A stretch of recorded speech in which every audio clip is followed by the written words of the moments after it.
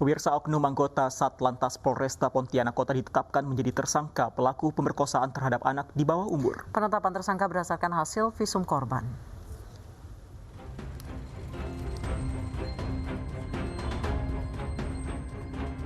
Kasus dugaan pemerkosaan oleh oknum anggota polisi di Kota Pontianak terhadap seorang gadis remaja di Kalimantan Barat memasuki babak baru.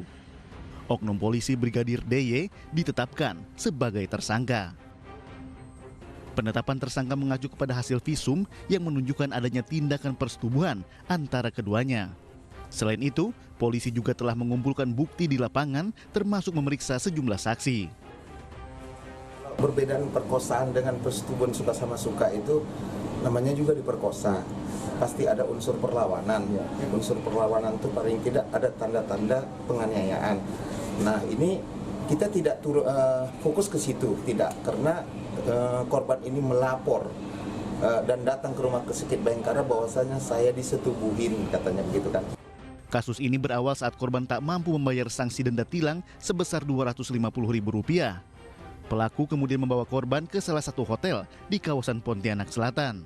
Korban dipaksa minum air putih sehingga tak sadarkan diri. Setelah itu, pelaku kemudian melampiaskan nafsu bejatnya kepada korban. Sejak kasus ini dilaporkan, tersangka langsung ditahan untuk menjalani pemeriksaan.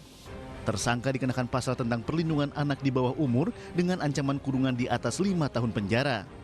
Sementara korban sudah berada di rumah dan masih dalam pengawasan orang tua. Dari Pontianak, Kalimantan Barat, Uun Yuniar melaporkan. Dan pemirsa, selengkapnya mengenai dugaan pencabulan yang dilakukan oknum polisi sudah bergabung dengan kami, Kapolresta Pontianak Kota, Kombes Pol Komarudin. Selamat sore Pak Kapolres. Selamat sore Mbak Anissa, Assalamualaikum warahmatullahi wabarakatuh. Waalaikumsalam warahmatullahi wabarakatuh. Pak Komarudin, sejauh ini apa tindakan yang dilakukan Polresta Pontianak terhadap oknum polisi ini, Pak? Baik, terima kasih. Pada kesempatan ini dapat kami sampaikan bahwa sejak peristiwa ini dilaporkan kepada kami, tepatnya hari Selasa atau tanggal 14 yang lalu, kami langsung melakukan tindakan ataupun upaya pemeriksaan terhadap diduga oknum anggota atas laporan tersebut. Kepada pelaku ataupun oknum anggota kami periksa sesuai dengan kode etik profesi Polri, di mana kami juga sekaligus mengumpulkan bukti-bukti pemeriksaan saksi, dan terhitung mulai tadi pagi kita telah menerima hasil visum. Dari sanalah kemudian kami tetapkan yang bersangkutan sebagai tersangka atas dugaan perbuatan cabul dengan persangkaan pasal 76D Undang-Undang 35 2014 tentang perlindungan anak, Junto 81 ayat 2. Baik, berarti sejauh ini oknum polisi ini dipecat dari kepolisian, Pak? Untuk proses pemecatan tentunya ada tahapan-tahapan di mana yang bersangkutan, bagaimana tadi kami jelaskan, di awal melaksanakan ataupun mendapatkan proses pemeriksaan terkait dengan kode etik. Namun terhitung mulai hari ini prosesnya kami alihkan menjadi pidana umum dengan persangkaan yang tadi kami sebutkan.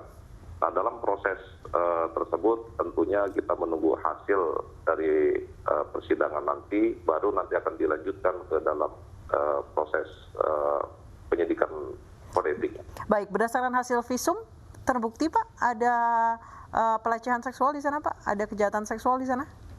Betul, berdasarkan hasil visum yang kita terima terbukti bahwa telah terjadi persetubuhan sesuai dengan apa yang dilaporkan kepada kami.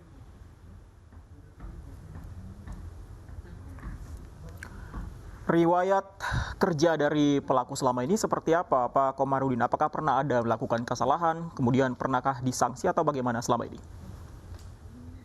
Yang bersangkutan masih dalam pantauan kami, karena memang beberapa waktu yang lalu baru saja mendapatkan teguran disiplin terkait dengan tindakan disiplin ataupun pelanggaran yang dilakukan, masalah apel. Jadi masalah hal-hal yang demikian, namun kali ini terjadi tindakan sebagaimana dilaporkan. Jadi kalau untuk riwayat pekerjaan sejauh ini memang pantauannya masih relatif normal. Hanya memang beberapa kali tercatat terlambat atau tidak melakukan apel dan sebagainya. Kondisi korban saat ini seperti apa, Pak? Apakah ada pendampingan khusus? Sesuai dengan aturan hukum, kepada korban di bawah umur tentunya mendapatkan pendampingan dari KPPAD yang sejak awal dilaporkan. Kita terus berkoordinasi melakukan pendampingan sampai dengan proses pemeriksaan. Baik, kita tunggu pemeriksaan selanjutnya. Terima kasih Pak Komarudin, Kombes Pol Komarudin, Kapolresta Pontianak Kota. Selamat sore Pak Komarudin.